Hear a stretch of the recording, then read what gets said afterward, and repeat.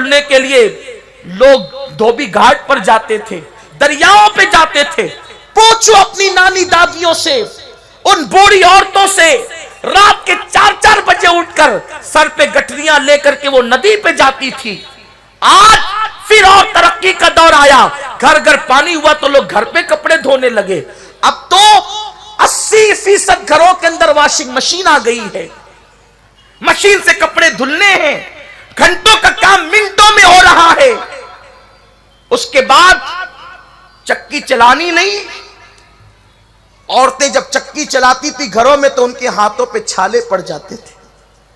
خود حدیث پاک میں آتا ہے، میرے نبی کی شہزادی، مخدومہ کائنات، شہزادی کونین، ملکہ فردوس بری، سیدہ فاطمہ الزہرا، چکی چلاتے چلاتے ہاتھوں میں چھالے پڑ گئے، گٹے پڑ گئے، پانی کا مشکیزہ اٹھاتے اٹھاتے پیٹھ پر نشان پڑ گئے۔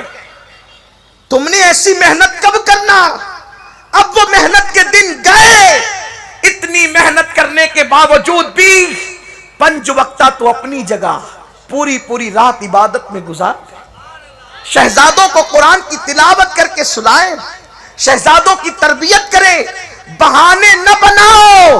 اللہ کی بارگاہ میں تمہارا کوئی بہانہ نہیں چلے گا۔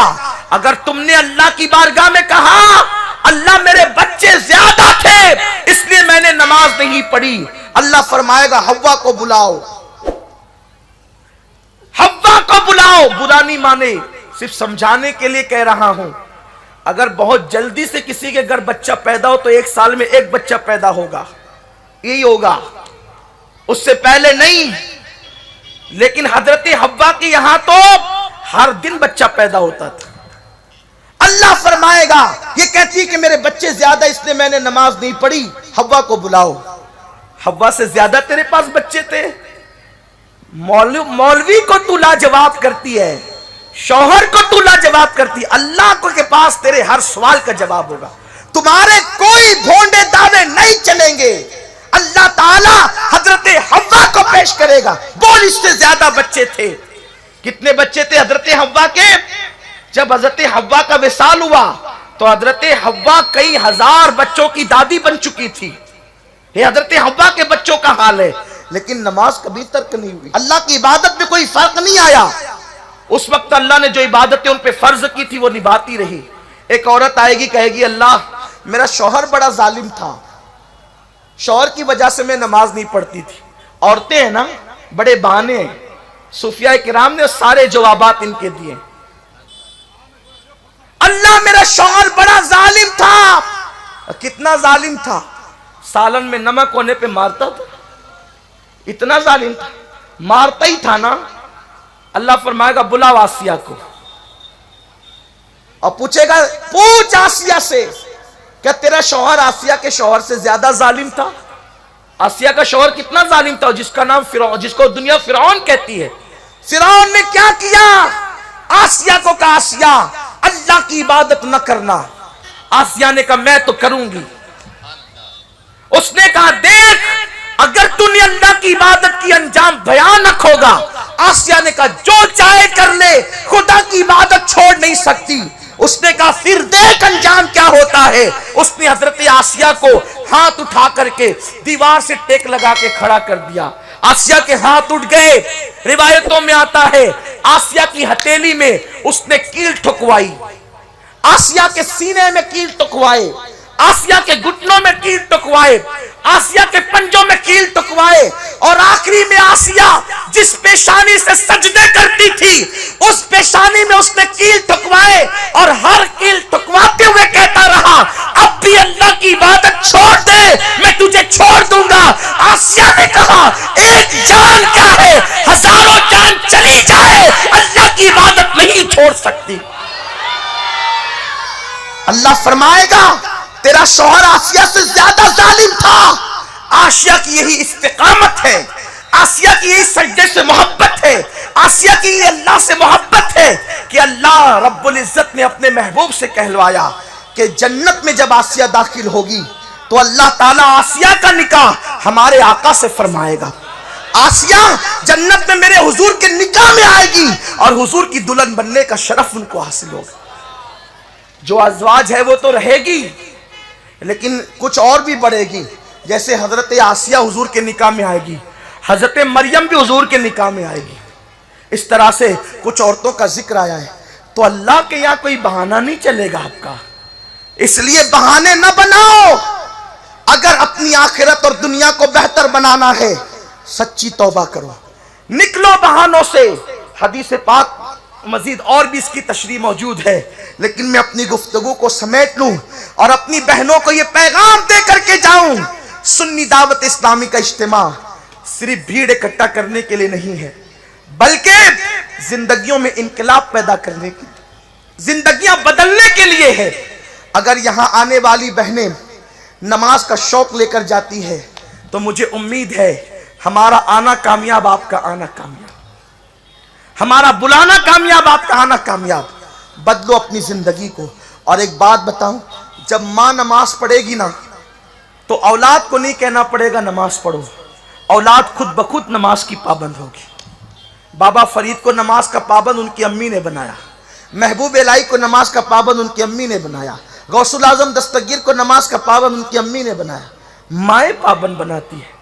पूरी तारीख आप उठा करके देख लें, मौला हुसैन को नमाज का पाबंद उनकी अम्मी ने बनाया, लेकिन माँ नमाज नहीं पढ़ती। सीरियल के लिए टाइम है, नमाज के लिए टाइम नहीं। गीबत के लिए टाइम है, नमाज के लिए टाइम नहीं। नमाज की अहमियत पता नहीं है, नमाज क्या है। हुजूर अलैहिस्सलाम जब बेचैन होते तो बिलाल से कहते अरहना या बिलाल, बिलाल मुझे राहत पहुंचा। बिलाल कहते कैसे? सरकार फरमाते अजान दे, मैं नमाज पढ़ूंगा और अपने दिल को सुकून अता करूंगा। जो रसूल हर बेचैन दिल का चैन है, वो रसूल नमाज पढ़कर अपने दिल को सुकून अता करना चाहते हैं। और हम अपनी बेकरारी का इलाज सीरियलों में ढूंढ रहे हैं, गुनाहों में ढूंढ रहे हैं, बदअमालियों में ढूंढ रहे हैं, बदकारियों में ढूंढ रहे हैं। अल्लायाज़ु बिल्लाह, आज पैसे इतने प्यारे हो गए, दौलत इतनी प्यारी हो गई, नमाज से कोई सरोकार ही नहीं रहा। और थोड़ी सी दौलत आई तो अल्लाह की इबादत से रही सही दिलचस्पी भी खत्म हो गई। याद रखना, दौलत तो साए की तरह है, सुबह किसी के आंगन में, दोपहर किसी के आंगन में, शाम किसी के आंगन में। मेरी बहनों, नमाज की बरकत ने फकीरों को बादशाह बनाया और नमाज से गुरूर करने वालों को अल्लाह ने बादशाह से उतार करके फांसी के फंदे पे चढ़ा दिया।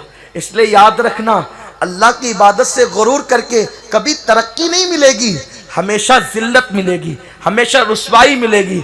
ऐ खातून जन्नत की कनीजों, आओ आज पुख्ता अहद करते हैं, दुनिया इधर की उधर हो जाए लेकिन हम कभी नमाज तर्क नहीं करेंगे, हमारे घरों में इस्लामी माहौल बनाएंगे।